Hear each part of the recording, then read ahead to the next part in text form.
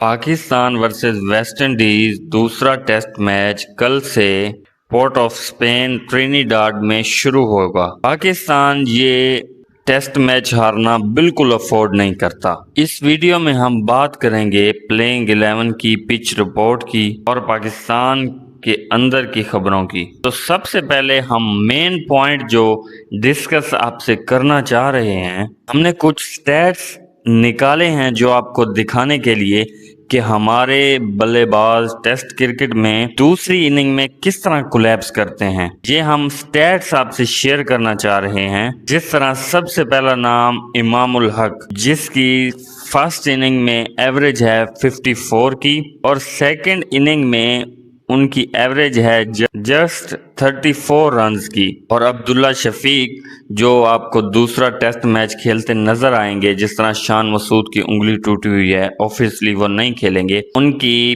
पहली इनिंग की एवरेज है 26 और सेकंड की उनकी एवरेज है जस्ट 16। के अलावा अगर हम बात करें जो इस टाइम दुनिया में अजीम बल्लेबाज हैं, हमने उनके भी कुछ स्टैट्स निकाले हैं जो कि आपको दिखाना चाहते हैं कि वो दूसरी इनिंग में किस तरह अपनी इनिंग को बिल्ड करते हैं और उनकी क्या एवरेजेस हैं। इन पे बात करना बहुत ज़रूरी है क्योंकि हमारी टीम इस टाइम सेकंड इनिंग में बिल्कुल कोलैप्स कर जाती है हमारी बैटिंग। इस लिस्ट में तमाम अजीम टेस्ट के बल्लेबाज मौजूद हैं। जिस तरह सबसे पहले हम बात करें जो रूट की, जो करंटली इस time one of the best test player हैं।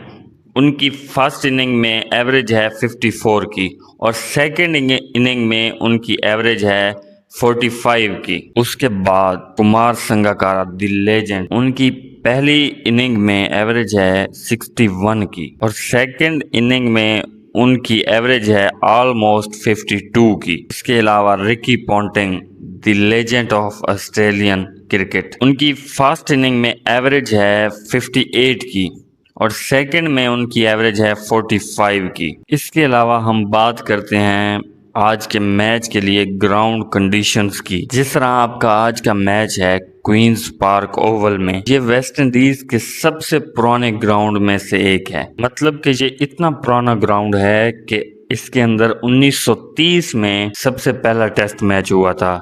तकरीबन 100 साल मुकम्मल होने वाले हैं। मतलब ये इस तरह की पिच है कि अगर हमारे शुएब अख्तर साहब इस पे बॉलिंग करें तो कीपर सर के ऊपर से बॉल पकड़ेगा। सबसे मेन पॉइंट पता है क्या है? जिस तरह अब हमारे पास फास्ट बॉलर्स नहीं रहे, हमारे पास एवरेज बॉलर्स हैं, तो इसी तरह हमें आदत भी हो गई है हमारे बल्लेबाजों को खेलने की एवरेज पेस को। जब कोई बहुत ज़्यादा पेस वाला बॉलर आता है तो ये उसके सामने बिल्कुल तंग होते हैं क्योंकि ये नेट्स में अपने एवरेज बॉलर के साथ प्रैक्टिस कर रहे होते हैं। हमने आखिरी बार सिर्फ और सिर्फ शाहीन शाह अफरीदी को देखा था जिसने पाकिस्तान की तरफ से लगातार 150, 145 प्लस 150 के ऊपर भी गए हैं। तो 2021 की बात कर रहे हैं हम।